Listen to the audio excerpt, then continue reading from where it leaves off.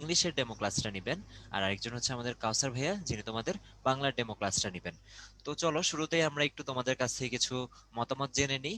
যেমন প্রথমে যদি তোমাদের কাছে আসি, যে বিজ্ঞানের বিষয়গুলো পড়তে গিয়ে বাংলা ইংলিশে আসলে তোমার কেমন সময় দেওয়া হয়েছে। আমি একটা পোল লঞ্চ করছি, সবাই এই পোলে ভোট দিয়ে তোমার মতামতটা জানাতে পারো।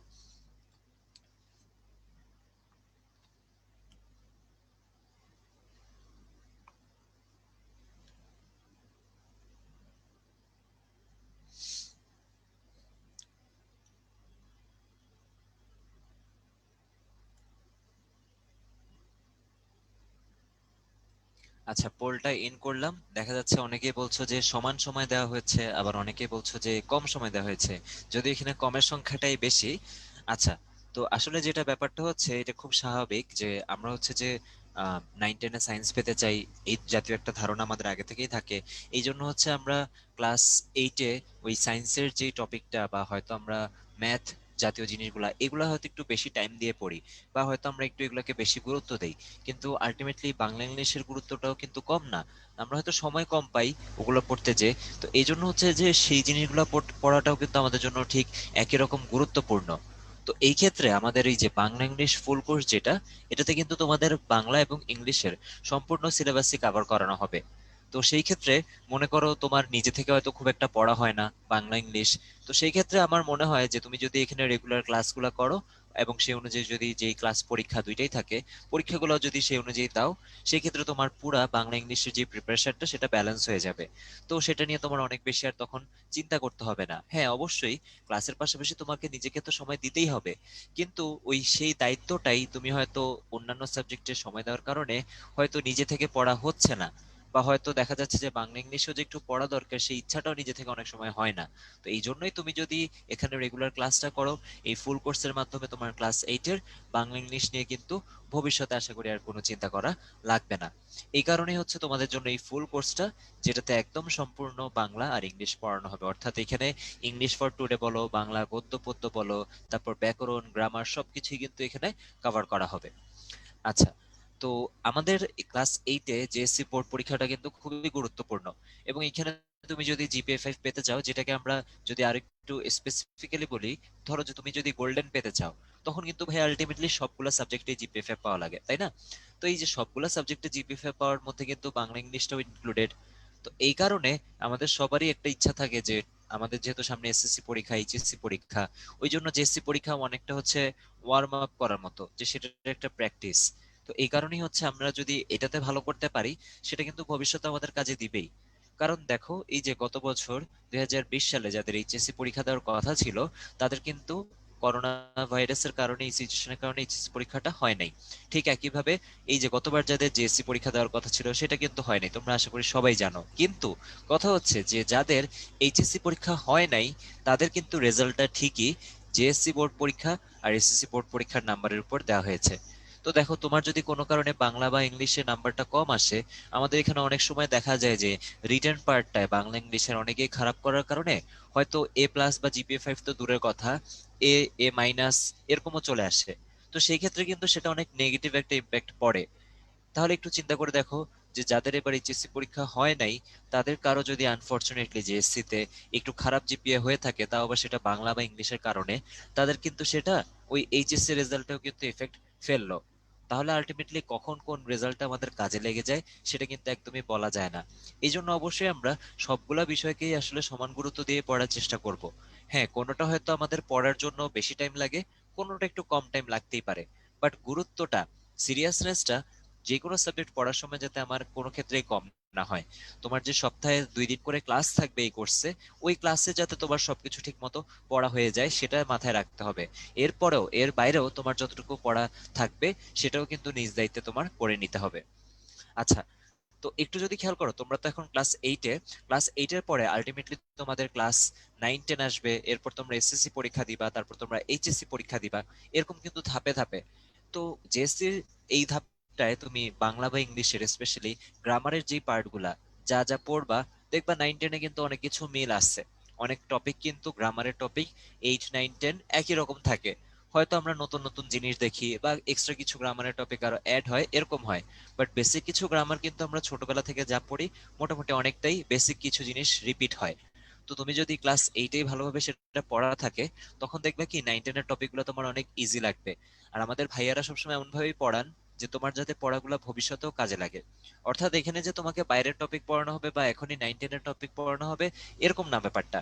ক্লাস এইটের টপিকের মধ্যে থেকেই এই টপিকগুলোকে আরেকটু ভালোভাবে বুঝালে যে সেটা কিভাবে তোমার 9-10 এও কাজে লাগবে, ওইভাবে কিন্তু ক্লাসগুলো নেওয়া হয়। আশা করি যারা অলরেডি আমাদের সায়েন্সের প্রোগ্রামে ভর্তি আছো তারা তো এই ব্যাপারগুলোর ব্যাপারে খুব ভালো মতোই ধারণা রাখো। আর পাশাপাশি দেখো, এসএসসির কথা বলো, এইচএসসির কথা বলো, ইউনিভার্সিটি অ্যাডমিশন টেস্ট, বিশ্ববিদ্যালয় ভর্তি পরীক্ষা, মেডিকেলের ভর্তি পরীক্ষা কিন্তু ভাইয়া ইংলিশ আসে। তারপর ঢাকা ইউনিভার্সিটি ঘ ইউনিট, ওইটার পরীক্ষাটা কিন্তু হয় পুরাটাই বাংলা ইংলিশ আর সাধারণ জ্ঞানের উপর। তো তোমাদের এখন থেকে এগুলা নিয়ে চিন্তা করতে হবে না। কিন্তু কথা হচ্ছে যে তোমার যদি এখন থেকে বাংলা ইংলিশের ক্লাস এইটের বেসিক যতটুকু সেটা যদি ঠিকমতো মনে থাকে, ক্লাস 9-10-এ যে আরেকটু ঝালাই হবে, কলেজে যে আরেকটু ঝালাই হবে, ওই পড়াটা দিয়েই কিন্তু মানে ওই মিনিমাম প্রিপারেশনটা দিয়েই কিন্তু তোমার ভালো করা সম্ভব হচ্ছে আমাদের আলটিমেটলি অ্যাডমিশন টেস্ট গুলাতে। এই জন্য আমরা যেটা বলতে যাচ্ছি যে তোমার এখন 9-10-এর বা কলেজের পড়া পড়া দরকার নেই, বা এখনই যে তুমি বিশ্ববিদ্যালয়ে ভর্তি পরীক্ষা নিয়ে চিন্তা করবা সেটা না। কিন্তু বিশ্ববিদ্যালয়ে ভর্তি পরীক্ষা নিয়ে চিন্তা করার যখন সময়টা আসবে, তখন দেখা যাবে কি তোমার এইটের বা 9-10-এর বাংলা ইংলিশ থেকে অনেক কিছু রিপিট হচ্ছে টপিক, অনেক বেসিক কনসেপ্ট যেগুলো ছোটবেলা থেকে জানা উচিত ছিল তোমার, তখন তুমি বিশ্ববিদ্যালয়ে ভর্তি পরীক্ষার সময় সেগুলো জানো না, তখন সেগুলো তোমার নতুন করে শিখতে হবে। তো এতে করে কি তোমার ইম্পর্টেন্ট কিছু জিনিস পড়ার তো কম টাইম পাবা তুমি, আর এদিকে তোমার সময় বেশি দিতে হবে।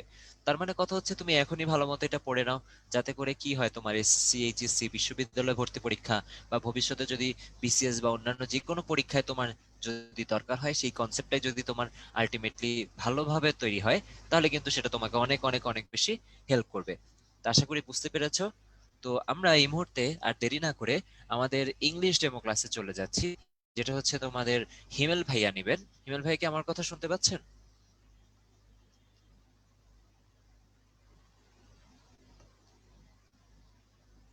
হ্যাঁ দীপ্র, শুনতে পাচ্ছি। শুনতে পাচ্ছ আমাকে?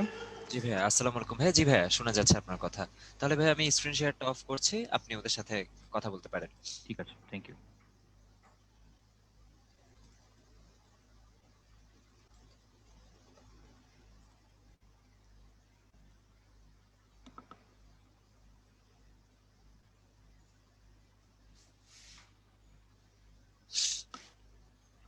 ওকে, আসসালামু আলাইকুম, সবাইকে স্বাগতম। Can you hear me clear and loud? সবাইকে আমাকে ক্লিয়ারলি শুনতে পাচ্ছ? একটু চ্যাট বক্সে জানাও।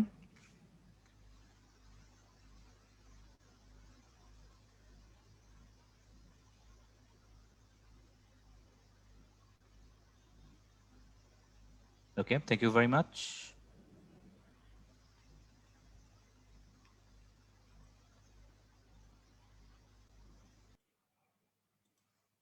ওকে, লেটস মুভ।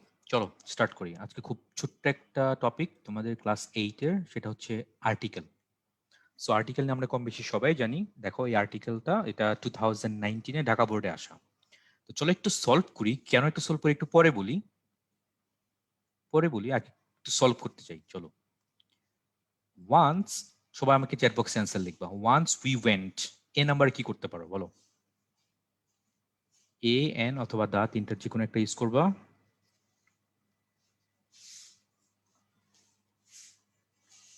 পড়ে নাও আগে সবাই, আমাকে জানাবা, অ্যান্সার জানাবা সবাই।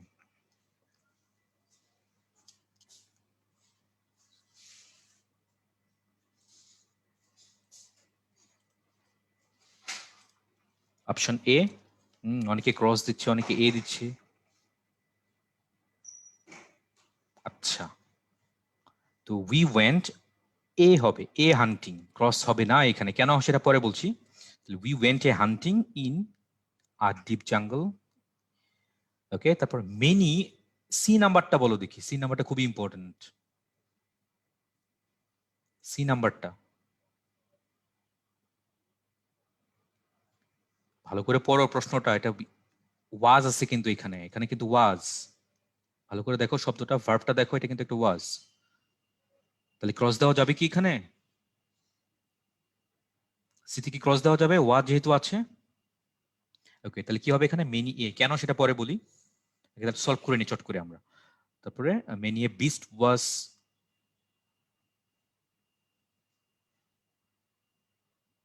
went through, তারপর suddenly we noticed, তারপরে ডিতে কি হবে শুনি? ডিতে আচ্ছা একটু রোমিং হওয়া উচিত ছিল, এটা roaming, R O A M I, মানে ঘোরাফেরা করে, এদিক সেদিক ঘোরাফেরা করছিল, এটা মর্নিং না। তারপর many a beast was roaming to and fro, তারপর suddenly we notice, a ewe হবে এটা, যদি এখানে ভাওয়াল আছে তাহলে ভাওয়াল সাউন্ড, উচ্চারণটা কিন্তু ইউ, উচ্চারণটা কিন্তু ইউ, হ্যাঁ আচ্ছা তো ঠিক আছে, এ you it was looking at আস, তারপরে দা ইউ হ্যাড, এ হবে এখানে, হ্যাড এ, যদি এখানে ইউ আছে, আবার ইউ সাউন্ড যে, দেখাবো আজকে আমরা আর্টিকেলটা একটু একটু দেখাবো, ডিটেলস আমরা ক্লাসগুলোতে পড়বো, আজকে আমরা একটু দেখাচ্ছি। ইউনিক বিউটি, তারপরে we couldn't kill the you as it would be an unkind, and দেখো ভাওয়াল আছে, and unkind did, in fact we are rude by nature, by এর পর এখানে কি ক্রস হচ্ছে, by nature we,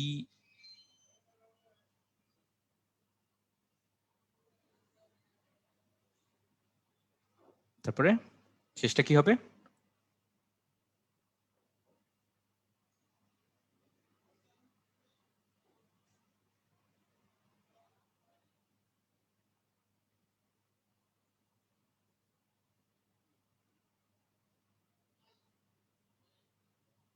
এটা মনে হয় একটু প্রিন্টিং মিস্টেক আছে, ওকে হ্যাঁ বোর্ড প্রশ্নই, আচ্ছা এটা লাইনটা একটু অন্যরকম মনেই হচ্ছে, যাই হোক, we dash home happily for not killing any, we should not, okay এটা একটু প্রিন্টিং মিস্টেক আছে আই গেস, ওকে এটা বাদ দিয়ে আমরা বাকিটা চিন্তা করি, অরিজিনাল প্রশ্ন আই গেস এরকমই ছিল আর কি, যাই হোক তাহলে ওয়ান্স উই ওয়েন্ট এ হান্টিং, এখানে এ কেন হচ্ছে, অনেকে হয়তো ক্রস দিয়েছিল, বা উই ওয়েন্ট অন, অন হয়তো এখানে আসে, আচ্ছা তো এটা কি বলে দেখো, জেএসসি লেভেলের একটা বোর্ড কোয়েশ্চেন, এখানে এ যেটা আছে, এ হান্টিং, এ হান্টিং কেন হয়েছে, এটাকে বলা হয় in English disguise preposition, you know the term, এটা কি জানো সবাই? যে টার্মটা দেওয়া আছে অন স্ক্রিনে দেখতে পাচ্ছ, disguise preposition, disguise preposition, disguised মানে কি, ছদ্মবেশী, খুব ভালো করে শোনো, দেখো এগুলো কিন্তু আমাদের প্রচলিত বইগুলোতে নাই, ছদ্মবেশী, ছদ্মবেশী প্রিপোজিশন বলে এগুলোকে, ডিসগাইজ প্রিপোজিশন, PREPOSITION, আচ্ছা ডিসগাইজ প্রিপোজিশন, ছদ্মবেশী প্রিপোজিশন কিরকম, এগুলা দেখো আর্টিকেল অন অথবা ইন অথবা পার, PER, এরকম আরো কিছু আছে, এগুলা ইকুয়ালস টু কি হয়, এ হয়, এগুলো ইকুয়ালস টু কি হয়, এ হয়, দেখো উই, ভালো করে শোনো আগে কথাগুলা, অনেক জটিল জিনিস হয়তো বা আমাদের প্রচলিত বইগুলোতে হয়তো নাই এগুলা, বাট একটু সহজ করে দেখাচ্ছি, we went on hunting, HUNTING, তো তুমি দেখো এখানে অনের পরিবর্তে তুমি চাইলে কি করতে পারো, উই ওয়েন্ট এ হান্টিং, তাহলে কি বললাম, ছদ্মবেশী প্রিপোজিশন, এসব প্রিপোজিশন ইকুয়ালস টু কি, আর্টিকেল এটাকে টেক আপ করে বিভিন্ন সেন্টেন্সের মধ্যে, তাহলে উই ওয়েন্ট এ হান্টিং, ঠিক আছে। তারপরে হি আর্ন, EARN, হি আর্ন 500 টাকা per month, MOA per month, দেখো তো পার এর পরিবর্তে কি করতে পারো, এ ইউজ করতে পারো, হি আর্নড 500 টাকা এ মান্থ, ঠিক আছে বুঝতে পারছো, এই কথাগুলো কি বুঝতে পারছো, তো চ্যাট বক্সে জানাও তো, নাকি খুব কঠিন লাগছে? ডিসগাস্টিং প্রিপোজিশন না, this is called disguise preposition, ছদ্মবেশী প্রিপোজিশন, একটু কঠিন মনে হচ্ছে, ওকে না একটু কঠিন মনে হচ্ছে তাই না, ছদ্মবেশী প্রিপোজিশন কেন, কারণ এইসব প্রিপোজিশনের অন্তরালে সেইটি আর্টিকেলটা লুকায়িত, এই হ্যাঁ একটু কঠিন, তো দেখো বোর্ড এক্সামে কিন্তু আসে, অনেকে হয়তো বলতে পারো, অনেকে হয়তো বলতে পারো আরে এগুলো কি, তো শুনতে শুনতে ভালোই লাগে তাই না, মানে আর্টিকেল তো এগুলো পড়া লাগে, এমনি আর্টিকেল এইভাবে পড়া লাগে, আর্টিকেল তো যে প্রত্যেকটা শূন্যস্থান দেখি এ এনটিটা বসায় দেখি যে কোনটা শুনতে ভাল লাগে, যেটা শুনতে ভাল লাগে, ভাল লাগলে তো হইলই, ভালো না লাগে ক্রস দিয়ে দিই, তাই না, আমরা এরকম করে শিখি না বলো, শুনতে নাকি ভাল লাগে, শুনতে ভাল লাগলে সবসময় কি হয় আপু ভাইয়ারা, শুনতে ভাল লাগলে সব যদি হইতো তাহলে যে খেলে তুমি তারে খেলোয়াড় বলতা, তাহলে যে জানে সে কি জানোয়ার বলো? তাহলে তো আমি তো উৎকৃষ্ট মানের একটা জানোয়ার, কারণ আমি তোমাদের থেকে একটু বেশি ভালো জানি। তাহলে সাউন্ডস গুড দিয়ে সবসময় হয় না আসলে এটা। কথা কি বুঝতে পারছো মোটামুটি কি বললাম? ছদ্মবেশী প্রিপোজিশন। তাহলে দেখো in, on, per equals to হচ্ছে এ। ওকে, তো এবার দেখো যে বাক্যটা আজকে আসলো, ডিটেলস আমরা হয়তো ক্লাসে পড়াবো, এগুলো জাস্ট আমি একটু চট করে একটু বলে দিচ্ছি, সময় স্বল্পতার কারণে হয়তো ডিটেলস পড়ানো পসিবল না।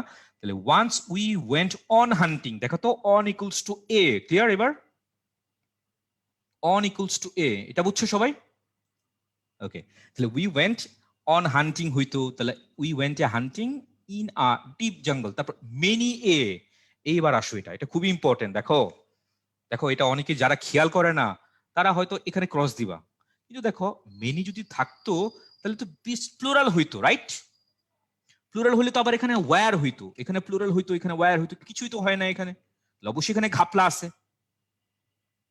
তোমার কি মনে করে এটা কি প্রিন্টিং মিস্টেক নাকি? হোয়াট ডু ইউ থিঙ্ক, এটা কি প্রিন্টিং মিস্টেক কি না? না, মোটেও প্রিন্টিং মিস্টেক না। যদি মেনি এখানে চিন্তা করতা, তুমি যদি এখানে ক্রস দিতা তাহলে মেনি বিস প্লুরাল হইতো, আবার ওয়্যার হইতো, এখানে ওয়্যার রোমিং টু এন্ড ফ্রো এরকম হইতো। এরকম তো হয় নাই। ব্যাপারটা কি, হোয়াটস এ ডিফারেন্স? ডিফারেন্সটা কোথায় এখানে বলো? এইবার আসো আমরা দেখি পরের স্লাইডটাতে what's a difference. Many versus many a অথবা এম। আচ্ছা, এবার খুব ভালো করে শোনো।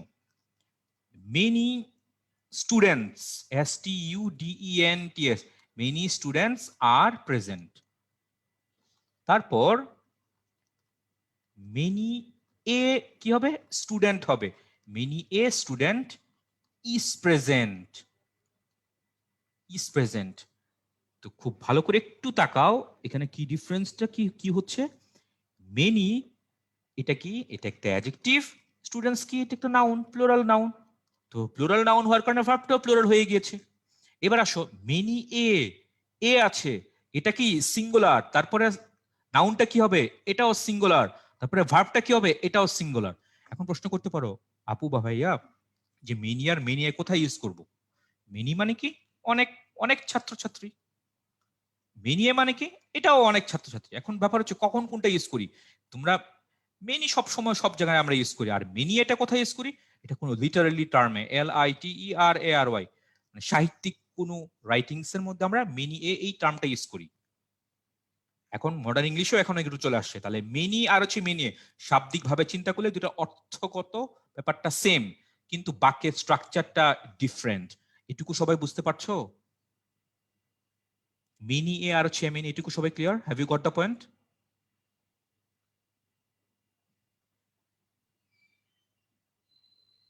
ঠিক আছে, thank you very much. Okay, thank you very much. তাহলে মেনি এ আর হচ্ছে মেনি। দেখো আর্টিকেল তো আমরা এন দিয়ে করি, কিন্তু দেখো একটা বোর্ডের একটা প্রশ্ন নিয়ে just আলোচনা করতেছি এখানে একটা। আচ্ছা, ঠিক আছে, তো চলো এবার এটা দেখি বাকিটা। তাহলে এ বি সি তিনটাই হয়ে গেছে। সি নাম্বারটা আলোচনা করলাম, was roaming to and fro, suddenly we noticed a ewe. উচ্চারণটা দেখো, উচ্চারণটা অনেক ইম্পর্টেন্ট।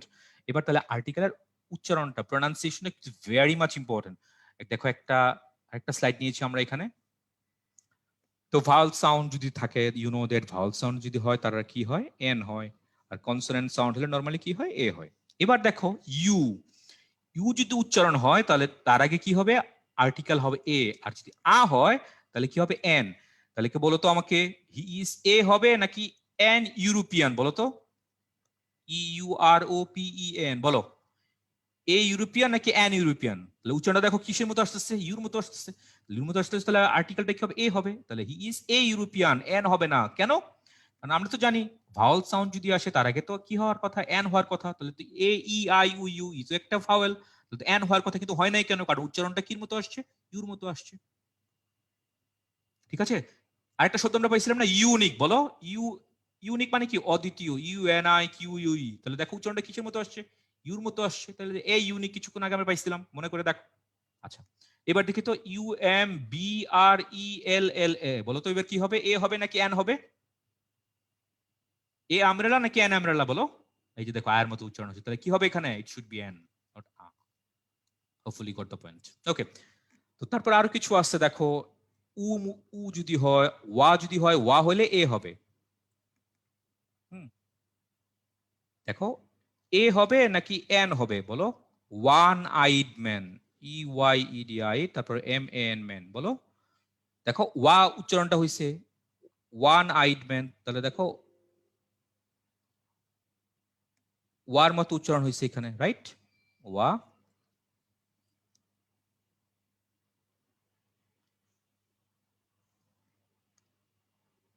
ওকে, তো যেটা বলছিলাম ওয়া, তাহলে ওয়ার মতো উচ্চারণ হয়েছে, তাহলে এখানে দেখো, তাহলে ওয়া হওয়ার কারণে এখানে কি হওয়ার কথা?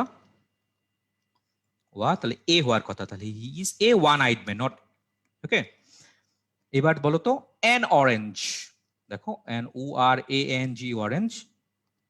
উ অরিজিনাল যেরকম ছিল ওরকমই আছে, অ্যান অরেঞ্জ, ওয়া হয় নাই, রাইট? এগুলো জানো। তারপরে দেখো এইচ যখন সাইলেন্ট থাকে, দেখো তো এ হবে নাকি এন হবে? Hour, HUUR, hour. দেখো এইচটা সাইলেন্ট, সবখানে কিন্তু আবার এইচ সাইলেন্ট করো না আবার। দেখো এইচ সাইলেন্ট এখানে, সবখানে এইচ কিন্তু আবার সাইলেন্ট করে ফেলো না, তাহলে আওয়ার। দেখো তারপর দেখো honest, HONEST, he is an honest man. দেখো এন বলি, he is an honest man বলি, দেখো এইচ, এই এইচটা এখানে সাইলেন্ট আছে এখানে। তারপর দেখো অ্যাব্রিভিয়েট ওয়ার্ড, অ্যাব্রিভিয়েট শব্দ যদি থাকে এরকম, দেখো MBA, তাহলে হি ইজ এন MBA, কেন? কারণ এখানে ভাওয়াল সাউন্ড আসছে এ। এবার যদি বলি BBA, he is a BBA student, a BBA student, a হবে এখানে, কেন? কারণ এখানে দেখো বি, ভাওয়াল সাউন্ড নাই এখানে, তাহলে অ্যাব্রিভিয়েটেড ওয়ার্ড শব্দ সংখ্যায় ভাওয়াল সাউন্ড আসলে কি হবে? ভাওয়াল সাউন্ড আসলে এন হবে, আর ভাওয়াল সাউন্ড না আসলে সেটা কি হবে? এ হবে। এবার বলো তো হি ইজ এ হবে নাকি এন হবে? FRCS, মেডিকেল একটা ডিগ্রি, বলো তো এ হবে নাকি এন হবে? Very good, okay, thank you very much. এই যে দেখো ভাওয়াল সাউন্ড আসতেছে ANFRCS, এফ, দেখো AFRCS, রাইট? ভাওয়াল সাউন্ড, তাহলে এখানে কি আসার কথা? এন আসার কথা, খুব ছোট্ট জিনিস। ওকে, তো এই তিনটা ছিল খুবই ইম্পর্টেন্ট। আচ্ছা, এই তিনটা ছিল খুবই ইম্পর্টেন্ট। কোথায় কোথায়? একটা ছিল অপশন এতে, দেখো এখানে একটু ঝামেলা ছিল, এটা হচ্ছে ডিসগাইজ প্রিপোজিশন, ছদ্মবেশী প্রিপোজিশন। আমরা কি কি আলোচনা করলাম? ইন, তারপর হচ্ছে অন অথবা পার, এগুলো মানে কি? এগুলো মানে হচ্ছে a. We want, we once we went on equals to কি হচ্ছে এখানে এ, ডিসগাইজ প্রিপোজিশন আলোচনা করলাম। তারপরে মেনি এ, এটা আলোচনা করলাম, এটা খুবই ইম্পর্টেন্ট কিন্তু মেনি এ। আচ্ছা, তারপরে দেখো এই যে দেখো এটা উচ্চারণটা দেখো, ইউর মতো উচ্চারণ হলো, রাইট? তাহলে এখানে কি হচ্ছে? এ হয়েছে, এটাও ইম্পর্টেন্ট। আর বাকিগুলো দেখো অনেক সহজ ছিল, বাকিগুলো তোমরা পেরে পারছিলা অনেক সহজে। এখানে আর্টিকেলের মধ্যে তিনটা খুবই ইম্পর্টেন্ট ছিল, এই তিনটা কনসেপ্ট। দেখো বোর্ড এক্সামে আসা, দেখো আমাদের প্রচলিত বইগুলোতে অনেকে হয়তো ডিসকাস প্রিপোজিশন পেয়েছে, হয়তো হয়তো অনেকেই পাও নাই।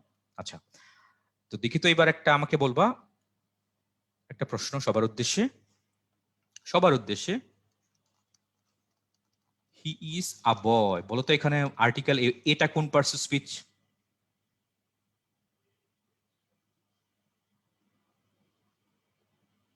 ওকে, এটা কি হবে? আর্টিকেল নরমালি কিন্তু একটা অ্যাডজেক্টিভ, রাইট?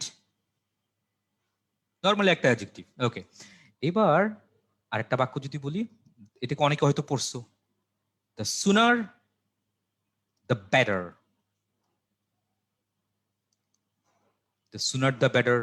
তারপরে আরো পড়েছো হয়তো বা, দ্য মোর ইউ রিড,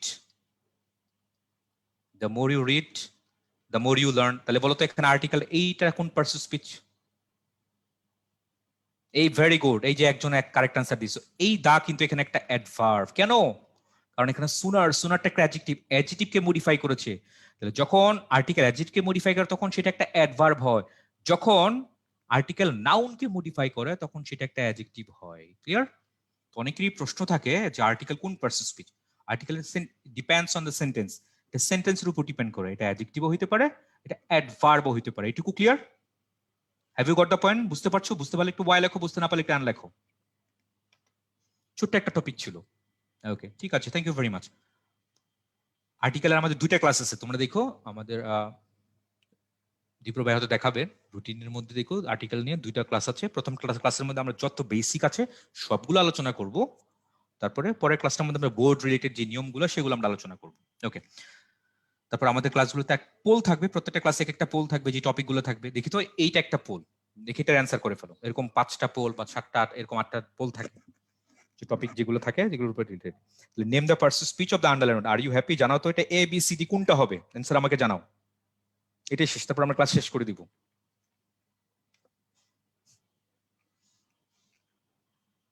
দেখি দেখি দেখি দেখি তাড়াতাড়ি জানাও, লাস্ট 30 সেকেন্ডস।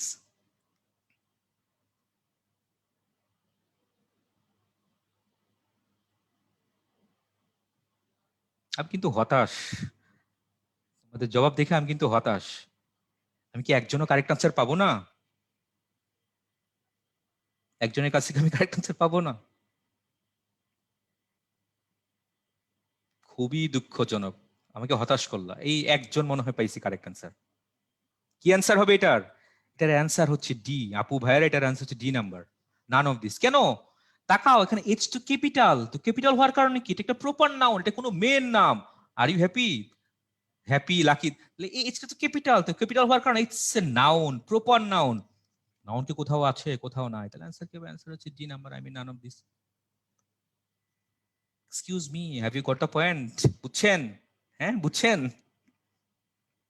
ক্লিয়ার? যদি বাক্যটা এরকম আসতো, দেখো বাক্যটা যদি এরকম আসতো, are you happy, H A double, এইবার বলো তাহলে এখানে কি করতাম? আমি তো এইচ স্মল দেই নাই আপু ভাইয়ারা। তাহলে দেখো আর ইউ হ্যাপি, এইচটা কিন্তু ক্যাপিটাল। ধরো happy, are you Rakib, are you Lucy, like এরকম ব্যাপারটা এরকম ছিল। তো এইচ যেহেতু ক্যাপিটালাইজ আছে, তো প্রিন্টিং মিস্টেক না, তাহলে অ্যান্সার তো নাই। কিন্তু দেখো চালাকি করে এখানে কি তোমরা সবাই হয়তো আর ইউ হ্যাপি, তুমি কি সুখী, হয়তো তোমরা সুখী ভাবছিলে। এটা সুখী ভাবতো তখন যখন এর এইচটা কি হইতো? স্মল হইতো। ঠিক আছে? So একটু খেয়াল করবা, হ্যাঁ একটু খেয়াল করবা, দ্যাটস অল। আজকে আর্টিকেলের তিনটা টপিক দেখো, একটা হচ্ছে ডিসগাইজ প্রিপোজিশন, ছদ্মবেশী প্রিপোজিশন আলোচনা করলাম। তারপরটা কি ছিল? মেনি এ আর হচ্ছে শুধু মেনি, এটা ডিফারেন্স আলোচনা করলাম। তারপর আরেকটা কি, ডিফারেন্ট ডিফারেন্ট প্রনাউন্সিয়েশনের মধ্যে আর্টিকেলের ব্যবহার, এটা আমরা ডিটেলস ক্লাসগুলোতে শিখবো। আর ছোট্ট একটা পোল।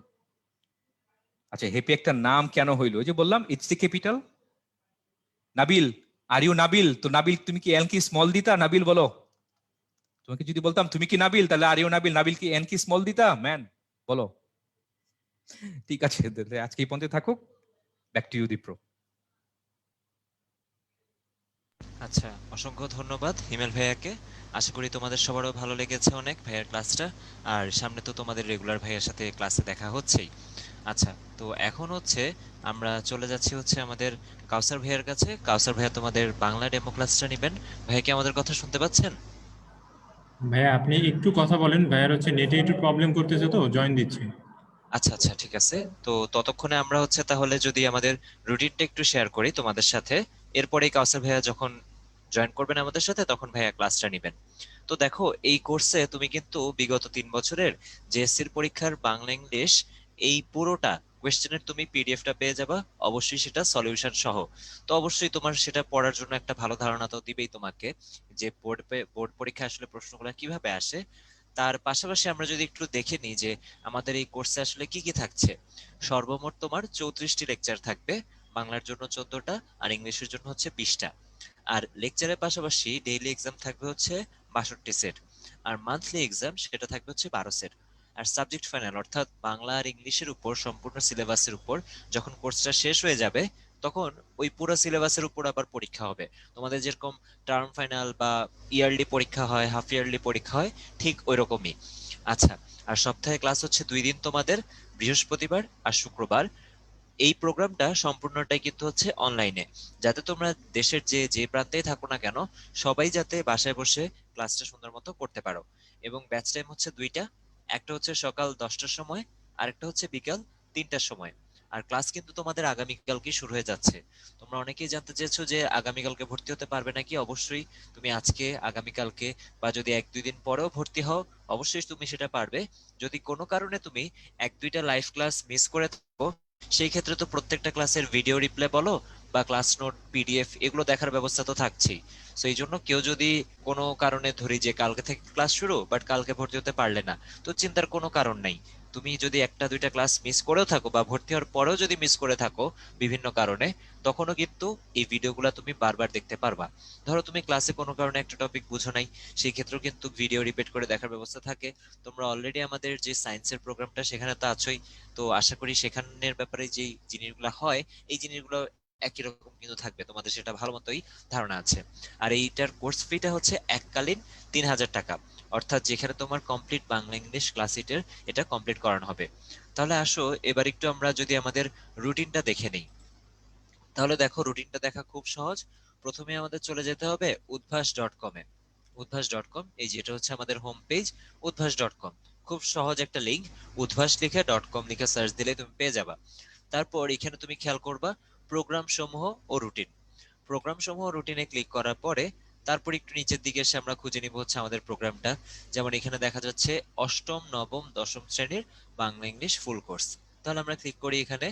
তারপরে দেখো এখানে কিন্তু বিস্তৃত সবকিছু দেওয়া আছে প্রোগ্রামের ব্যাপারে। এবং তুমি যদি তোমার কোর্সের রুটিনটা দেখতে চাও তাহলে একটু খেয়াল করো, তোমার কোর্সের রুটিনটা এই যে দেখো, অষ্টম শ্রেণীর রুটিন ডাউনলোড করো। তাহলে ক্লিক করলাম, এখানে কিন্তু আমরা এখন তোমাদের ক্লাস 8 এর রুটিনটা দেখতে পাচ্ছি, এবং তুমি এটা এখান থেকে ডাউনলোড করে রেখেও দিতে পারো। তাহলে দেখো এই যে সপ্তাহে 2 দিন জুমের মাধ্যমে ফ্রি ক্লাস, জুমের মাধ্যমে লাইভ ক্লাস হবে, তারপর হচ্ছে তোমার 34টা লেকচার, ডেইলি এক্সাম, সবকিছু কিন্তু এখানে ডিটেলসে বলা আছে। আর যদি তোমাদের কোনো কনফিউশন থাকে তাহলে এটা কিন্তু হচ্ছে আমাদের হেল্পলাইনের নাম্বারটা, তুমি কিন্তু এখান থেকে ফোন করেও কোনো কনফিউশন বা কোনো সমস্যা যদি পড়ে থাকো ভর্তি হতে, যে সেগুলো কিন্তু এখান থেকে তুমি অবশ্যই ক্লিয়ার হয়ে নিতে পারবে। আর যেটা একটু যদি খেয়াল করি, যে আমাদের এখানে দেখো তোমার ব্যাচ টাইম 2টা, 10টায় আর বিকাল 3টায়। তো তোমাদের যদি সামনে যদি সবকিছু খুলে দেয় এবং ফিজিক্যাল ক্লাস যদি শুরু হয়ে যায়, অর্থাৎ স্কুল কলেজের অফলাইন ক্লাস যদি তোমাদের শুরু হয়ে যায়, সেই ক্ষেত্রে কিন্তু তুমি তোমার স্কুলের টাইম অনুযায়ী কিন্তু ব্যাচ টাইমটা নিতে পারবে। কেউ যদি ডে শিফটের হয়ে থাকো তাহলে সে সকালের ব্যাচ টাইমটা নিবা, আবার কেউ যদি মর্নিং শিফটের হয়ে থাকো তাহলে সে বিকালের ব্যাচ টাইমটা নিবা। আর এমনিতেও ক্লাসের দিন যদি আমরা দেখি, ক্লাস হচ্ছে বৃহস্পতিবার আর শুক্রবার, এর মধ্যে শুক্রবার তো বন্ধ থাকছেই। সো বৃহস্পতিবারটা যদি কারো সমস্যা হয়, তোমার ক্লাস যখন থাকবে তুমি ঠিক অল্টারনেট টাইমে কিন্তু ব্যাচ টাইমটা সিলেক্ট করে নিতে পারবা। আর এই কোর্সটা একটু খেয়াল করো, 12 মার্চ থেকে শুরু হয়ে 28 জুলাই পর্যন্ত, অর্থাৎ দেখো মার্চ, এপ্রিল, মে, জুন, জুলাই, মোটামুটি 5 মাস, এবং এর মধ্যে 2টা ঈদের বন্ধ পড়ে যাবে। 2টা ঈদের বন্ধ যদি দেখি একটু, এই যে দেখো পবিত্র ঈদুল আজহা উপলক্ষে 17 জুলাই থেকে 23 জুলাই, আর হচ্ছে তোমার পবিত্র ঈদুল ফিতর 10 মে হতে 19 মে। তো এর মধ্যেই কিন্তু তোমার পুরো কোর্সটা কমপ্লিট হয়ে যাবে। অর্থাৎ দেখো তোমাদের যদি এবার ঠিকঠাক মতো জিএসসি পরীক্ষা হয়, সেটা ধরো সাধারণত নভেম্বর মাসের দিকে হয়, তো এর বেশ আগেই কিন্তু জুলাই মাসের মধ্যে, মানে 28 জুলাই, অর্থাৎ অগস্ট মাস শুরু হওয়ার আগেই তোমার কিন্তু বাংলা ইংলিশ সিলেবাসটা কমপ্লিট কভার হয়ে যাচ্ছে। সো তোমার যদি অন্যান্য সাবজেক্টে দুর্বলতা থাকে বা সিলেবাস কমপ্লিট না হয়, সেক্ষেত্রে তুমি জুলাইয়ের পরে আগস্ট, সেপ্টেম্বর, অক্টোবর এই টাইমটা কিন্তু পাবে। এবং এতে করে কিন্তু তোমার তখন কিন্তু আমরা পরীক্ষার আগে অনেক অনেক মডেল টেস্টও দেই। সো মডেল টেস্ট দেওয়া বা আদার প্রিপারেশন নেওয়া রেগুলার টাইমটাও কিন্তু পেয়ে যাবে। জাস্ট এই কথাটাই বলতে পারি যে তোমার এখানে যেভাবে সুন্দর মতো রুটিনটা করা আছে, রেগুলার ক্লাস, পরীক্ষা, তারপর দেখা যাচ্ছে ডেইলি এক্সাম, মান্থলি এক্সাম, আবার পুরো কোর্স শেষ হওয়ার পর পুরো সিলেবাসের উপরে যে বাংলা সাবজেক্ট ফাইনাল, অর্থাৎ পুরো বাংলার উপরে, আর হচ্ছে ইংলিশ সাবজেক্ট ফাইনাল, অর্থাৎ যেভাবে পরীক্ষা হয় আর কি আমাদের ফাইনাল পরীক্ষা, সেভাবেই কিন্তু প্রত্যেকটা পরীক্ষা হচ্ছে। মানে যারা এখানে কোর্সে ভর্তি হবে আর রেগুলার ক্লাস পরীক্ষায় অংশগ্রহণ করবে, আশা করি তাদের কোনো প্রবলেমে পড়তে হবে না বাংলা ইংলিশ নিয়ে। অবশ্যই এখানে ক্লাস করার পাশাপাশি ভাইয়েরা তো অনেক সুন্দরভাবে বুঝাবেনি তোমাদেরকে প্রত্যেকটা টপিক, কিন্তু তোমার নিজেকেও কিন্তু একটু সময় দিতে হবে। আমরা যেটা বললাম যে এখানে ক্লাসে ম্যাক্সিমাম টপিক তুমি বুঝে যাওয়ার কারণে সেই সময়টা হয়তো একটু কমই দিতে হবে, বাট দিতে হবে। নিজে পড়াশোনার কিন্তু কোনো বিকল্প নেই, সেটা বাংলা ইংলিশ হোক বা সায়েন্সের সাবজেক্ট হোক, যে কোনোটাই হোক না কেন। তাহলে দেখো তোমাদের কিন্তু আগামীকালকে যদি বলি, বাংলা ফার্স্ট পেপার আর সেকেন্ড পেপার 2টা ক্লাসই থাকবে, লাইভ ক্লাস। তারপর হচ্ছে তোমাদের 18 তারিখ আবার পরের বৃহস্পতিবার ইংলিশ ক্লাসটা। এবং ইংলিশ ক্লাসে দেখো আগের দিনের যে বাংলা ক্লাসটা হলো, অর্থাৎ আগামীকালকে যে ক্লাসটা হচ্ছে, সেটার উপরে কিন্তু পরের ইংলিশ ক্লাসটা আবার ডেইলি এক্সাম। এইভাবে কিন্তু কন্টিনিউয়াসলি কিছু ক্লাস হয়ে যাওয়ার পর এতদিন যা কিছু পড়ানো হয়েছে সেটার উপর একটা মান্থলি এক্সাম হবে। এভাবেই কিন্তু তোমাদের সম্পূর্ণ যে প্রিপারেশনটা সেটা খুব ভালো মতো এখানে চলতে থাকবে। আর একটু যদি খেয়াল করো নিচের দিকে যদি আসি, যে এখানে আসলে আমরা E1, তারপর B1, B2 এগুলো বলতে কি বুঝাচ্ছি, সব কিন্তু ডিটেলসে এখানে দেওয়া আছে, যে কোন দিন তোমাকে কোন টপিকটা পড়ানো হবে, যাতে তুমি নিজেও একটু আগে থেকে দেখে আসতে পারো। যেমন আমি যদি বলি যে ধরো আমরা গদ্য পদ্য এই জাতীয় টপিক গুলা যদি আগে থেকে নিজে একটু রিডিং পড়ে নি, তখন হয়তো ভাইয়া যখন ক্লাসে পড়াবেন তোমার বুঝতে হয়তো অনেকটাই সুবিধা হবে। তো এই তো, এই ছিল আমাদের রুটিন। আশা করি তোমরা বুঝতে পেরেছো যে কিভাবে তোমাদের ক্লাসগুলো হবে। ভাইয়া, কাউসার ভাই কি এসেছেন? জি ভাইয়া, কাউসার ভাই রেডি আছে। আচ্ছা, কাউসার ভাই আমার কথা শুনতে পাচ্ছেন? আমাকে শুনতে পাচ্ছেন মিঠুন ভাই? জি জি ভাইয়া, শোনা যাচ্ছে আপনার কথা। আচ্ছা ভাইয়া, তাহলে আপনি এখন মিঠুন ভাই, কন্টিনিউ করতে পারেন। হ্যাঁ ভাইয়া, আপনার কথা শোনা যাচ্ছে। হ্যালো। জি ভাই, আমরা ক্লিয়ার শুনতে পাচ্ছি, আপনি কথা বলেন। আচ্ছা আচ্ছা, তাহলে শুরু করবো না? জি জি ভাই। ভাইয়া। আচ্ছা দীপ, আমি শেষের দিকে তোমাকে শুনতে পাচ্ছিলাম না তো। আমার স্টুডেন্ট ভাইরা, আসসালামু আলাইকুম। তোমরা কেমন আছো সবাই? আমার সোনা ভাইরা ভালো আছো নিশ্চয়ই? তোমাদের সাথে আজকে আবার আমি আসছি, কিছুক্ষণ কথা বলবো। আমার নাম তো জানো, আমি তোমাদের কাউসার ভাই। তোমাদের বাংলা ক্লাস নিয়ে তোমাদের সাথে কিছুক্ষণ কথা হবে, খুব বেশিক্ষণ সময় তোমাদের থেকে আমি নিব না, অল্প কিছুক্ষণ তোমাদের সাথে কথা বলবো। আর তোমাদেরকে একটা কথা বলি, আমার কথা যেহেতু ক্লিয়ার, একটু শোনো যেটা বলতেছিলাম। আমাদের ভাষার ব্যাপারটা যদি বলি, দেখো আমরা প্রত্যেকেই কিন্তু মাতৃভাষার হিসেবে যেহেতু বাঙালি, সুতরাং জন্মগতভাবে আমরা সাবকনসিয়াসলি ভাষাটাকে শিখে ফেলছি ছোটবেলায়। আচ্ছা, সেই ভাষাকে আমরা ব্যবহার করতেছি কিন্তু সারা জীবন ধরে। এবং তার পাশাপাশি এটাও সত্য, এই ভাষাটাকে যেভাবে শিখলে সত্যিকার অর্থে মাতৃভাষার সম্মানটাকে আসলে রাখা বলে, আমি আসলে কি বলবো, অনেকে হয়তো আহত হবে আমার কথা শুনে। মানে মাতৃভাষার প্রতি যে রকমের দরদ থেকে আমাদের ভাষাটাকে আয়ত্ত করা উচিত, ওই জায়গায় আমরা আসলে শিখছি কিনা, এটা একটা বড় প্রশ্ন। কিন্তু তুমি আমার সাথে একমত হবা, 21শে ফেব্রুয়ারি আসলে আমরা খুব দারুণ দারুণ কথা বলি ভাষা নিয়ে, ভাষার দরদ নিয়ে, ভাষার ভালোবাসা নিয়ে। আবার পাশাপাশি আমরা এটাও কিন্তু দেখি, আমাদের দেশের স্কুল কলেজের শিক্ষার্থীদের একটা বড় অংশ যারা হচ্ছে তোমার 21শে ফেব্রুয়ারি কি হয়েছিল এটাই জানে না, এবং এটা কেন আন্তর্জাতিক মাতৃভাষা দিবস এটাও কিন্তু অনেকের মাঝে ক্লিয়ার না। কথা বুঝতে পারছো? এই যে বিভিন্ন টিভি রিপোর্টে আমরা দেখি ছোট ছোট বাচ্চাদের কিংবা স্কুল কলেজগামী ছেলে মেয়েদের অনেক কি খুব বেসিক কিছু জিনিস জিজ্ঞেস করলে তারা কিন্তু ভুল করে। আচ্ছা, দেখো এখন তাহলে ভাষা জানা মানে কি ব্যাকরণ জানা? দেখো এটা অমীমাংসিত প্রশ্ন, সেটা নিয়ে আমরা কথা বলতে চাই না। আমার কথা যেটা সেটা হচ্ছে, তোমাদের সাথে আমরা ক্লাস 6 থেকে একাডেমিক ব্যাকরণ হিসেবে কিছু জিনিস পড়ি। এই জিনিসগুলো আমরা 6, 7, 8, 9, 10 পর্যন্ত পড়ি। কোনো কোনো জিনিসগুলোকে আমরা একাদশ দ্বাদশ শ্রেণীতেও পড়ি। তারপরে আবার বিসিএস পর্যন্ত গিয়ে আমাদের যখন বাংলাদেশের প্রেক্ষাপটে যখন ক্যারিয়ার তৈরি করতে হয় একটা নির্দিষ্ট সময়ে, তখন আমরা আবার সেগুলোকে আবার ব্যবহার করতে হয়, তখন আমাদের সেগুলো আবার নতুন করে আমাদের কাজে লাগে। কথা কি বুঝতে পারছো? আজকে ভাইয়া তোমাদের সাথে এমনই একটা জিনিস শিখবো, যেটা তুমি 6 থেকে পড়ছো, তুমি তোমার 7-এ পড়ছো, তুমি 8-এ এখন পড়বা, তুমি 9-10-এ পড়বা।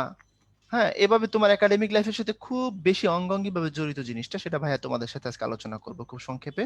আশা করছি তোমরা আমাকে একটু সময় দিবা, তোমাদের সাথে আমি কিছুক্ষণ কথা বলবো। আসো শুরু করি।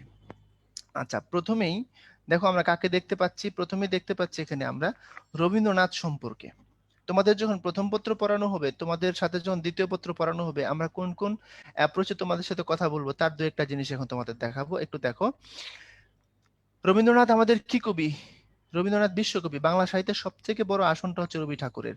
তার জন্ম মৃত্যুটা বঙ্গাব্দ খ্রিস্টাব্দ দুই দিক থেকেই দিয়ে দিছি, একটু ভালো করে খেয়াল করে ফেলবা, একটু মুখস্থ করে ফেলবা। তার প্রথম কাব্য বনফুল।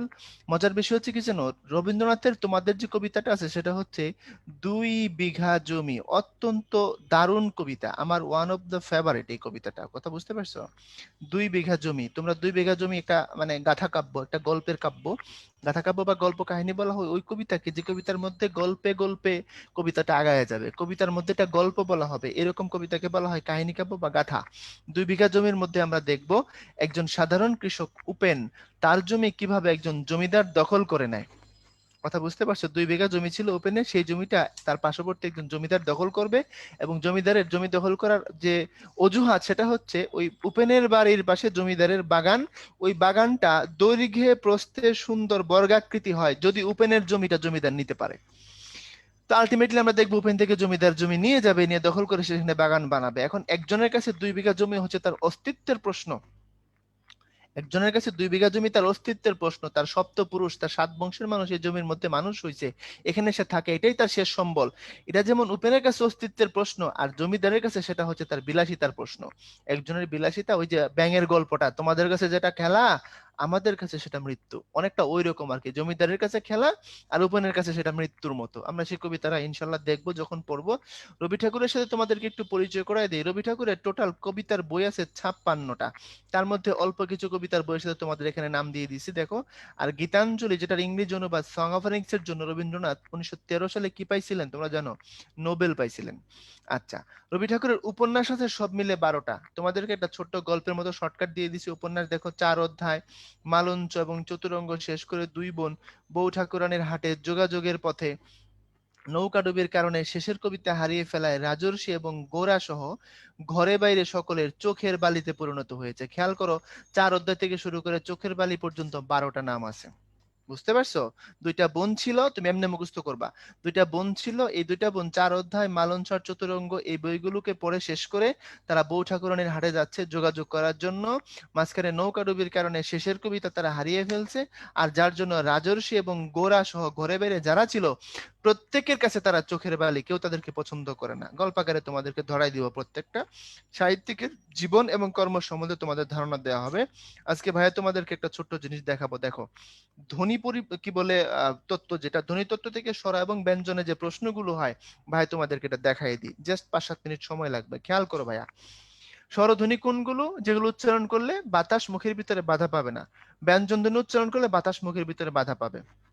আর আমরা আমাদের বাকযন্ত্র দিয়ে, বাকযন্ত্র মানে মুখের যে সকল অঙ্গ প্রত্যঙ্গ আমরা কথা বলার জন্য ব্যবহার করি, এগুলো দিয়ে যেসব আওয়াজটাকে করি ওই আওয়াজটাই হচ্ছে ধ্বনি। ফুসফুস থেকে শুরু করে কণ্ঠ, কণ্ঠমূল, জিহ্বা, জিহ্বামূল, নাক, দাঁত, মুখ, ঠোঁট, এই সবগুলো বাকযন্ত্রের অংশ। আর ধ্বনি মুখে যতক্ষণ আওয়াজে থাকবে ততক্ষণ ধ্বনি, সেটাকে যখন লিখে প্রকাশ করে দিব তখন সেটা বর্ণ। ফর এক্সাম্পল, ধরো আমরা বললাম অ, যতক্ষণ আওয়াজ অ এটা ধ্বনি, আর যখন লিখে প্রকাশ করলাম অ, এটা হয়ে যাবে বর্ণ। কথা বুঝছো কিনা? এই ধ্বনিটাই 2 রকমের, স্বর আর ব্যঞ্জন, যেটা একটু আগে বললাম। ধ্বনির লিখিত রূপ তো বর্ণ বলছি, আর এই বর্ণ 2 রকম, স্বরবর্ণ, ব্যঞ্জন বর্ণ। এর মধ্যে স্বরবর্ণ 11টা, এখানে তোমরা দেখতে পাচ্ছ 11টা। এখান থেকে কি কি ধরনের প্রশ্ন আসে? প্রথম প্রশ্ন হয় মাত্রা সম্পর্কিত। দেখো, মাত্রাহীন স্বরবর্ণ 4টা, এই শেষের 4টার কোনো মাত্রা নাই। অর্ধমাত্রার স্বরবর্ণ একটা, এই যে রিতে অর্ধমাত্রা। পূর্ণমাত্রার স্বরবর্ণ 6টা, তাহলে বাকি 6টা পূর্ণমাত্রা। এটুকু তো বুঝছো? এখন ধরো টোটাল থেকে যদি তোমাকে স্বরব্যঞ্জন মিলে যদি প্রশ্ন করে, আমাদের বাংলা বর্ণমালায় মোটে যে 50টা বর্ণ আছে, তার মধ্যে মাত্রাহীন বর্ণ স্বরবর্ণ তো 4টা, ব্যঞ্জন বর্ণ আছে 6টাই, হলো 10টা। ব্যঞ্জন বর্ণ কোনগুলো? যদিও আমরা ব্যঞ্জনে দেখাবো এগুলো, তাও তোমাদেরকে ভাই এখানে দেখাই দিয়ে দেখো। একটা হচ্ছে উও, একটা হচ্ছে ইয়, তারপরে একটা হচ্ছে তোমার এই খণ্ডত, একটা হচ্ছে অনুস্বার, একটা হচ্ছে তোমার বিসর্গ, একটা হচ্ছে তোমার চন্দ্রবিন্দু। এই হলো, ওখানে আছে 6টা, এখানে 4টা, সব মিলে হলো 10টা। তাহলে আমাদের টোটাল মাত্রাহীন বর্ণ 10টা। আর অর্ধমাত্রার বর্ণ স্বরবর্ণ একটা, একটু আগে দেখছো রি, আর ব্যঞ্জন বর্ণ আছে 7টা, সব মিলে অর্ধমাত্রার বর্ণ হলো আমাদের 8টা। এই ব্যঞ্জন বর্ণের মধ্যে দেখবা এই তালব্য স, তারপরে খ, তারপরে গ, এরকম করে অর্ধমাত্রা বর্ণ পাবা, সব মিলে 7টা, ওখানে একটাই, হলো 8টা। তাহলে পূর্ণমাত্রা বর্ণ 50 থেকে এই 10 আর 8 কত হলো? 18, বাদ দিয়ে দাও, তাহলে হলো 32টা। দ্যাট মিন্স তোমাকে যদি কোশ্চেন করে আমাদের ভাষায় পূর্ণমাত্রা বর্ণ কয়টা, অ্যান্সার কত হবে? 32টা। 50 থেকে 18 একেবারে মাত্রাহীন, আর অর্ধমাত্রা বাদ দিয়ে দিলে তুমি অ্যান্সারটা পাবা। এখানে দেখো, তোমাকে কিছু জিনিসের সাথে পরিচয় করে দেই। স্বরবর্ণের সংক্ষিপ্ত রূপ হচ্ছে কার। ভাইয়া, এই অ থেকে শুরু করে একেবারে এ ওই ও ও পর্যন্ত যে 10টা বর্ণ আছে, এই অর কোনো কার হয় না, বাকি সবগুলোর আ কার, ই কার, এ কার, ও কার, ওই কার, এভাবে কার হয়। তো স্বরবর্ণের সংক্ষিপ্ত রূপ কার কার 10টা। 11টার মধ্যে 10টা যদি কার হয়, একটার কার হচ্ছে না, বুঝতেই পারছো। ওর কার চিহ্ন নেই, একে নীলিন বা বিলীন বর্ণ বলে। নীলিন বা বিলীন শব্দের অর্থ হচ্ছে নিহিত থাকা। নীলিন মানে নিহিত, বিলীন মানে বিলিয়ে যাওয়া। ক খ গ গ প ম চ সবার সাথে এগুলো বিলিয়ে গেছে, এই জন্য একে নীলিন বা বিলীন বর্ণ বলে। আর বাংলা ভাষায় মৌলিক স্বরধ্বনির সংখ্যা 7টা, যৌগিক স্বরধ্বনির সংখ্যা 25টা। খেয়াল করো ভাইয়া, প্রশ্ন করতে পারো, ভাইয়া বর্ণ আছে 11টা, আপনি 7, 25 এত কিছু বাড়াইতেছেন কেমনে? খেয়াল করো, বর্ণ 11টা, ধ্বনির কথা তো বলি নাই। ধ্বনির লিখিত রূপ থাকতেও পারে, নাও থাকতে পারে। কথা কি বুঝতে পারছো? স্বরধ্বনি, মৌলিক স্বরধ্বনি কি করে 7টা, যৌগিক স্বরধ্বনি কি করে 25টা, ক্লাসে ইনশাল্লাহ এগুলো ডিটেলস ব্যাখ্যা তোমাদের দেয়া হবে। তার আগে তোমাকে শুধু একটু হিন্টস করে রাখি। দেখো, মৌলিক পদার্থ আর যৌগিক পদার্থের যে কনসেপ্টটা তোমরা পড়ছো বিজ্ঞানে, যে পদার্থের মধ্যে একাধিক পদার্থের মিশ্রণ থাকে না সেগুলো মৌলিক, আলাদা আলাদা পদার্থ একসাথে মিশে গেলে সেটা হবে যৌগিক। তো ধ্বনির মধ্যে এরকম একক ধ্বনিগুলো হলো মৌলিক আর মিশ্রিত ধ্বনিগুলো হলো যৌগিক। তোমাকে একটা উদাহরণ দিই তাহলে তুমি বুঝতে পারবা। যেমন আমরা বলি শিউলি ফুল আমি খুব পছন্দ করি। এখন শিউলি কথাটাকে ভাঙো তো শিউ, বলো শিউ, তার মধ্যে একটা ইউ ধ্বনি আছে কিনা দেখো তো, তাহলে ইউ একটা যৌগিক ধ্বনি। আমি বললাম সে খুব পড়ুয়া মেয়ে, সে খুব পড়ুয়া মেয়ে, পড়ুয়ার মধ্যে কি আছে ভাইয়া, পরযুক উয়া, উয়া একটা ধ্বনি না? এরকম করে তোমার ইউ ওয়া এরকম ধ্বনি আছে 25টা, 25টার মধ্যে 2টাকে লিখে প্রকাশ করা যায়, একটা ওই একটা ও। দেখো অ যোগ ই ওই, আর তোমার হচ্ছে অ যোগ ও ও। তাহলে এরকম করে টোটাল যৌগিক আছে 25টা মিশ্রিত ধ্বনি, তার মধ্যে দুটোকে লিখে প্রকাশ করতে পারি, বাকি 23টার কোনো লিখিত রূপ হয় না, শুধুমাত্র ব্যবহারিক রূপ হয়। তো মৌলিক আর যৌগিকের জন্য তাইলে অপেক্ষা থাকুক, আমরা ক্লাস এগুলো ধরে ধরে পোস্টমর্টম করে করে দেখাই দিব কিভাবে তারা যৌগিক কিভাবে তারা মৌলিক। আজকে শুধু তোমাকে ট্রেলারটা দেখালাম। ব্যঞ্জন বর্ণের লিখিত রূপকে ফলা বলে, একটু আগে শিখছি স্বরবর্ণের লিখিত রূপ, আজ কি বলে, একটু আগে শুনলাম যে স্বরবর্ণের সংক্ষিপ্ত রূপকে বলে কার, আর ব্যঞ্জন বর্ণের লিখিত রূপ না, দুঃখিত, ব্যঞ্জন বর্ণের সংক্ষিপ্ত রূপকে বলে হচ্ছে তোমার ফলা। তো স্বরবর্ণ হলে যেমন কার হয়, ব্যঞ্জন বর্ণ হলে ফলা হয়। সহজভাবে মনে রাখবা কেমনে, লবণ মজার। আমি দেখছি 6টা ফলা গুনতে বললে ছেলে পেলে সবসময় একটা কম গুনে, 5টা গুনতে পারে, আগের বার যেটা গুনে পরের বার সেটা বাদ হয়ে যায়। তুমি মনে রাখার জন্য টেকনিক অবলম্বন করবা, লবণ মজা, লফলা বফলা নফলা মফলা জফলা রফলা। এর মধ্যে বর্গীয় যত মজা বানান লিখতে হবে, কিন্তু বর্গীয় জোর ফলা হয় না, অন্তস্থ জোর হয়। কিন্তু আমি তোর অন্তস্থ জোর দিয়ে মজা বানান লিখতে পারবো না, বলে দিলাম। সুতরাং বাংলা বর্ণমালার সংক্ষিপ্ত রূপ হয় কয়টার, 16টার। 10টার হলো কার, 6টার হলো ফলা, এর মানে 16টা সংক্ষিপ্ত রূপে লেখা যায়। এখন দেখো 50 থেকে যদি 16 বাদ দাও তাহলে কত থাকে, তাহলে থাকে হচ্ছে 34। তাহলে তোমাকে যদি প্রশ্ন করা হয় বাংলা বর্ণমালায় পূর্ণরূপে লিখিত হয় কয়টা বর্ণ, পূর্ণরূপে লিখিত হয় 34টা বর্ণ। কথা বুঝতে পারছো? ওইদিকে যেমন পূর্ণ মাত্রার বর্ণ 32টা, এখানে কার এবং ফলা হয় না, মানে পূর্ণরূপে লিখিত হয় এমন বর্ণ হলো 34টা। আসো সামনে যাচ্ছি, ব্যঞ্জনটা তোমাদেরকে একটু দেখাই দেই। 25টা ব্যঞ্জন বর্ণ, যার নাম বর্গীয়, স্পষ্ট বা স্পৃষ্ট ব্যঞ্জন, কারণ এগুলো উচ্চারণ করলে বাতাস মুখের ভিতরে কোথাও না কোথাও বাধা পায়। তো প্রথমটার নামে নামকরণ হয় ক বর্গীয়, চ বর্গীয়, ট বর্গীয়, ত বর্গীয়, প বর্গীয়। আর উচ্চারণ কোথায় হয়, এগুলো কণ্ঠমূলে হয় তাই কণ্ঠমূলে, এগুলো তালুতে হয় তাই তালব্য। আর ট ট ড ড, তালুর যে উঁচু অংশটা উপরের পাটির দাঁতে, ওই উঁচু অংশের নাম হচ্ছে মূর্ধা, তাই এই বর্ণগুলোর নাম মূর্ধা বর্ণ। আর দন্ত মানে দাঁত, দেখো এগুলো ত থ দ ধ দাঁতে উচ্চারিত হয় তাই এগুলোর নাম দন্ত বর্ণ। আর প ফ ব ভ ম ওষ্ঠ, ঠোঁটের আরেক নাম হচ্ছে ওষ্ঠ, এগুলো ওষ্ঠে উচ্চারণ হয়, এর জন্য এদের নাম হচ্ছে তোমার ওষ্ঠ বর্ণ। এখন ভাইয়া তোমাকে যদি কোন বর্গীয় বলে এপাশ থেকে গুনবা তুমি পারবা, কোথাও উচ্চারণ হয় এটাও পারবা, কিন্তু পরীক্ষা যেটা প্রশ্ন হয়, পরীক্ষায় প্রশ্ন হয় অল্প প্রাণ, মহাপ্রাণ, ঘোষ, অঘোষ থেকে। সেটা তোমাকে ভাই এখন ক্লিয়ার করে দেবো, জাস্ট 1 মিনিট লাগবে। দেখো এটা খুব বেশি প্র্যাকটিক্যাল, মনে রাখবা বর্গের প্রথম 2টা বর্ণ আমি মার্ক করে দিচ্ছি। বর্গের প্রথম 2টা বর্ণ হচ্ছে অঘোষ, আর পরের 3টা বর্ণ হচ্ছে ঘোষ। আচ্ছা, এখন ঘোষ অঘোষ মানে কি? ঘোষ অঘোষ মানে হলো, দেখো আমি এখানে লিখে দিচ্ছি, ঘোষ মানে হলো বেশি কাঁপে।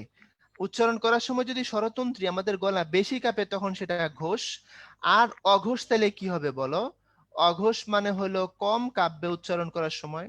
তাহলে ঘোষ অঘোষের সম্পর্ক কার সাথে? কাপাকাপির সাথে, বেশি কাঁপলে ঘোষ, কম কাঁপলে অঘোষ। আচ্ছা, এবার আসো মহাপ্রাণ। মহা মানে কি রে ভাইয়া? মহাপ্রাণ, মহা মানে হচ্ছে বেশি, মহাপ্রাণ মানে হচ্ছে বাতাস বেশি। উচ্চারণ করার সময় যদি বাতাসের পরিমাণ বেশি থাকে মুখের ভিতরে তখন সেটা মহাপ্রাণ, আর যদি উচ্চারণ করার সময় বাতাসের পরিমাণ কম থাকে তখন সেটা হলো অল্প প্রাণ। কথা কি বুঝতে পারছো? আমি লিখে দিলাম বাতাস কম। তাহলে এখানে 2টা জিনিস শিখলাম, ঘোষ অঘোষের সম্পর্ক স্বরতন্ত্রী বা আমাদের গলা কাপাকাপির সাথে, বেশি কাঁপলে ঘোষ, কম কাঁপলে অঘোষ, ডান। অল্প প্রাণ মহাপ্রাণের সম্পর্ক বাতাসের সাথে, বাতাস বেশি হইলে মহাপ্রাণ, কম হইলে অল্প প্রাণ। তোমাকে বলছি প্রথম 2টা অঘোষ, কোনো ডাউট নাই, পরের 2টা ঘোষ। আরো সহজ করি মনে রাখার জন্য তোমাকে অর্ডার অফ নেচার বুঝাই। প্রকৃতির স্বাভাবিক নিয়ম কম থেকে বেশি হয়। দেখো আগে 1, তারপরে 2, তারপরে 3, কম থেকে বেশি হয়। আবার দেখো আমরা যখন জন্মেছিলাম আমাদের বয়স ছিল একদিন, আজকে হয়তো আমাদের কারো বয়স 13 বছর, কারো বয়স 14 বছর, ঠিক না? তাহলে কম থেকে বেশি হয়। দেখো অঘোষ মানে হলো কম কাঁপে, ঘোষ মানে হলো বেশি কাঁপে। এবার দেখো অল্প প্রাণ মহাপ্রাণটা আরো সহজ, সেটাও তোমাকে দেখাই দিচ্ছি সেটা কিভাবে। একটু পড়ো আমার সাথে, প ফ, তারপরে তোমার হচ্ছে ত থ, ট ঠ, চ ছ, ক খ। খেয়াল করো তো, প্রথমটায় বাতাস কম, পরেরটাই বেশি। আবার দেখি, বলো, দেখো, ক খ, চ ছ, ট ঠ, ত থ, প ফ। দ্যাট মিনস প্রথমটাতে বাতাস কম, পরেরটাতে বাতাস বেশি। এর মানে প্রথমটা হলো তোমার অল্প প্রাণ, পরেরটা হলো তোমার মহাপ্রাণ, রাইট? আচ্ছা, এখন আবার দেখো পরেরটা, দেখো ব ভ, দ ধ, ড ঢ, জ ঝ, গ ঘ। দ্যাট মিনস আবার পাইলাম প্রথমটাতে বাতাস কম, তার মানে এটা হলো অল্প প্রাণ, আর পরেরটার মধ্যে পাইলাম অনেক বাতাস, এটা হলো মহাপ্রাণ। আর শেষেরটা তো অল্প প্রাণ হবে, বুঝতেই পারছো কেন, দেখো অল্প মহা, অল্প মহা, তারপরে অল্প। কিন্তু ভাইয়া শেষেরটার উ, ইয়, মূর্ধন্য, দন্তন্য, ম, এদের আবার একটা পরিচয় আছে, তোমরা প্রত্যেকেই জানো। এদের নাম হচ্ছে নাসিক্য বর্ণ বা অনুনাসিক বর্ণ। কেন? কারণ এদের মধ্যে নাকের প্রভাব বেশি থাকে উচ্চারণ করার সময়। তাহলে এখানে খেয়াল করো তুমি, ঘোষ অঘোষ অল্পপ্রাণ মহাপ্রাণটা কত সহজ। প্রথম দুইটা অঘোষ, পরের তিনটা ঘোষ। অল্পপ্রাণ মহাপ্রাণ গুনে গুনে বলে দিবা, অল্প মহা, অল্প মহা, অল্প। আচ্ছা, পরীক্ষায় যখন কোশ্চেন করে, টিচাররা খুবই স্মার্ট, তারা স্মার্ট কোশ্চেন করে কেমনে? তারা বলে কোনটি ঘোষ মহাপ্রাণ, কোনটি ঘোষ অল্প প্রাণ, কোনটি অঘোষ মহাপ্রাণ, কোনটি অঘোষ অল্প প্রাণ। দেখো তো, যদি তোমাকে বলে অঘোষ মহা কিংবা অঘোষ অল্প, তাহলে প্রথম দুইটা অঘোষ, এর মধ্যে প্রথমটা অল্প, পরেরটা মহা। দ্যাট মিনস যদি বলে অঘোষ অল্প প্রাণ, তাহলে প্রথম লাইন থেকে হবে। যদি বলে অঘোষ মহাপ্রাণ, দ্বিতীয় লাইন থেকে হবে। আচ্ছা, ঘোষ দিয়ে যদি প্রশ্ন করে, পরের তিনটা থেকে খুঁজবা, অল্প হলে অল্প, মহা হলে মহা। ধরো তোমাকে বললো ঘোষ মহাপ্রাণ কোনটা, পরের তিনটা ঘোষ, তার মধ্যে এই যে ঘ, ঝ, ঢ, ধ, ভ, এগুলো হলো ঘোষ মহাপ্রাণ। কথা কি বুঝছো? তাহলে তুমি যদি বুঝে নাও প্র্যাকটিক্যালি, ঘোষ মহাপ্রাণ অঘোষ মহাপ্রাণ যেভাবেই ধরে, তুমি খালি একটা লাইন লিখবা, ক খ, পরীক্ষার খাতার মধ্যে লিখবা গ, ঘ, উ। তাহলে অঘোষ ঘোষ, তাহলে কি অল্প মহা, অল্প মহা, অল্প। এরপরে দেখবা যে যেটার মধ্যে পড়ে সেটাকে টান দিয়ে বসাই দিবা, বাস, মামলা ডিসমিস। ওকে, তারপরে আসো, এখানে ভাইয়া সব লিখে দিছি, দেখো ঘোষ কিভাবে, অঘোষ কিভাবে, মহাপ্রাণ কিভাবে, অল্প প্রাণ কিভাবে, সমস্ত কিছু এখানে দিয়ে সংজ্ঞা টঙ্গা দিয়ে নিচে বলে দিছি বর্গের দ্বিতীয় এবং চতুর্থ বর্ণ মহাপ্রাণ, আর প্রথম, তৃতীয় এবং পঞ্চম বর্ণ অল্প প্রাণ। অর্থাৎ যেগুলো জোড়, যেগুলো জোড় সেগুলো হলো কি, সবগুলোই তোমার মহাপ্রাণ, আর যেগুলো তোমার বিজোড় সেগুলো সবগুলো হলো অল্প প্রাণ। কথা ক্লিয়ার হয়েছে? এবার আরো সহজ করে দিলাম। এরপরেও যদি না বুঝো তাহলে কি করব বলো? এরপরে আসো, আমরা ব্যঞ্জন বর্ণের আর কিছু তথ্য জানি। বর্গের শেষ বর্ণগুলো অনুনাসিক বলে দিছি, এগুলো শীষ ধ্বনি, কারণ এগুলোর মধ্যে স ধ্বনিটা লম্বা হয়। হকে কণ্ঠধ্বনিও বলে, কারণ আমরা যদি বলি হলুদ, দেখো হলুদ বললে হটা একদম ভিতর থেকে আসে। আর এখানে এই অনুসার বিসর্গের চন্দ্রবিন্দু তারা পরাশ্রয়ী, কেন এরা নিজেরা স্বাধীন নয়, এরা একা একা বসে না। আর মনে রেখো, তোমাদের একটা সুন্দর তথ্য দিচ্ছি, বাংলা একাক্ষর শব্দে আ দীর্ঘ হয়। অক্ষর মানে সিলেবল, অক্ষর মানে কিন্তু বর্ণ না ভাইয়া। তুমি ইংলিশে যেটাকে সিলেবল পড়া, সেটাকে বাংলায় অক্ষর বলে। যেমন পেন বললে একটা সিলেবল, পেন্সিল বলে দুইটা সিলেবল, তাই না? ঠিক বাংলা এরকম, তুমি, আমি বললাম গো লাপ, এখানে কয়টা সিলেবল ভাইয়া? গো একটা, লাপ একটা, দুইটা। কিন্তু কোথাও কোথাও তিনটা, চারটা, পাঁচটাও থাকে, কোথাও কোথাও একটাও থাকে। যেমন আমি বললাম মন, সিলেবল কয়টা? একটা। তো এক সিলেবল বাংলায় যেখানে এক সিলেবলের শব্দ, সেখানে আটা এবং ওটা কিছুটা লম্বা হয়। দেখো ভোর, ও লম্বা হয়েছে, জোর, ও লম্বা হয়েছে, রোগ, ও লম্বা হয়েছে, বাঁশ, লম্বা হয়েছে, চাঁদ, লম্বা হয়েছে। এটা খুব ইম্পর্টেন্ট তথ্য, সারা জীবন কাজে লাগবে, মাথায় লিখে দিও। ইংলিশে যেটাকে সিলেবল বলে, বাংলায় সেটাকে অক্ষর বলে। খবরদার, অক্ষর মানে বর্ণনা। এরপরে মনে রাখবা রথ কম্পনজাত, আর ড শূন্য র তাড়নজাত। তোমাকে যদি কোশ্চেন করে কোনটি তাড়নজাত, তুমি দেখবা তাড়ন বানানটা খেয়াল করো, এর মধ্যে ড শূন্য র আছে, সো এটাই। আর লকে বলা হয় পার্শ্বিক ধ্বনি। তোমরা মোটরসাইকেলে তো চড়ছো, পেছনে বসলে কি হয়? বাতাস দুপাশ দিয়ে এরকম করে চলে যায়। তো ল যখন উচ্চারণ করো, আমার সাথে বলো ল, বলো ল। ল বললে কি হয় ভাইয়া? জিহ্বাটা সামনের দিকটা উপরের পাটির দাঁতের কাছে শাটারের মতো আটকায় রাখে, আর আটকায় রাখার কারণে বাতাসটা ঠোঁটের দুপাশ দিয়ে বেরিয়ে যায়, এই জন্য তার নাম হচ্ছে পার্শ্বিক ধ্বনি। কথা বুঝতে পেরেছো? এগুলো আরো বিস্তারিত যখন ক্লাস হবে, যেভাবে হবে, ইনশাল্লাহ তোমাদের সাথে আরো আলোচিত হবে। ততক্ষণ পর্যন্ত ভালো থাকবা, ভাইয়ের জন্য দোয়া করবা। আল্লাহ হাফেজ। দীপ্র। জি ভাইয়া, অনেক অনেক ধন্যবাদ কাউসার ভাইয়াকে। আশা করি তোমরা আজকে সবাই কাউসার ভাইয়া এবং হিমেল ভাইয়ার ক্লাসটা অনেক এনজয় করেছো। এবং আমরা দেখতে দেখতে কিন্তু আমাদের এই যে আজকের ক্লাসটা, ডেমো ক্লাসটা, সেটার একদম শেষ পর্যায়ে চলে এসেছি। আশা করি তোমরা কালকে থেকে যে ক্লাস শুরু হবে সবাই ভর্তি হয়ে যাবা। এবং আমি যদি আবার একটু বলে দিই, দেখো, তোমরা যে কোনো ডিটেলস যদি জানতে চাও, এই যে দেখো udbhas.com-এ চলে যাবা, সেখান থেকে এই যে অষ্টম নবম দশম শ্রেণীর প্রোগ্রামটা খুঁজে নিবা। এরপর তুমি যদি ভর্তি হতে চাও তাহলে এই যে ভর্তি হতে ক্লিক করো, এই ওয়েবসাইটটা চলে আসবা। বাকিটা তুমি রেজিস্ট্রেশন করে কিন্তু এখানে ভর্তি হয়ে যেতে পারবা। আর যাদের আগে থেকে রেজিস্ট্রেশন করা আছে তাদের শুধুমাত্র এই ওয়েবসাইটে ঢুকে যেই নতুন কোর্সটা সেটা অ্যাড করে নিতে হবে। তারপরেও যদি কারো কোনো কনফিউশন থাকে, একটু যদি খেয়াল করো, তুমি যদি তোমার রুটিনটায় আসো, তাহলে কিন্তু আবারও বলছি এখানে আমাদের হেল্পলাইনের নাম্বারটা দেওয়া আছে। তুমি যদি ভর্তি হওয়ার সময় বা টাকা পেমেন্ট করা সংক্রান্ত যে কোনো সমস্যায় পড়ো, তুমি কিন্তু এখানে এসে সেই জিনিসটা ক্লিয়ার হয়ে নিতে পারবে যদি ফোন দাও। তো সবাইকে অনেক অনেক ধন্যবাদ এতক্ষণ আমাদের সাথে থাকার জন্য। আশা করি আগামীকাল থেকে শুরু হওয়া ক্লাসে ভাইয়াদের সাথে তোমাদের দেখা হবেই। তো সবাই সে পর্যন্ত ভালো থাকো, সুস্থ থাকো। আমরা আজকে এখানেই বিদায় নিচ্ছি। আসসালামু আলাইকুম সবাইকে, আল্লাহ হাফেজ। জি ভাই, আল্লাহ হাফেজ।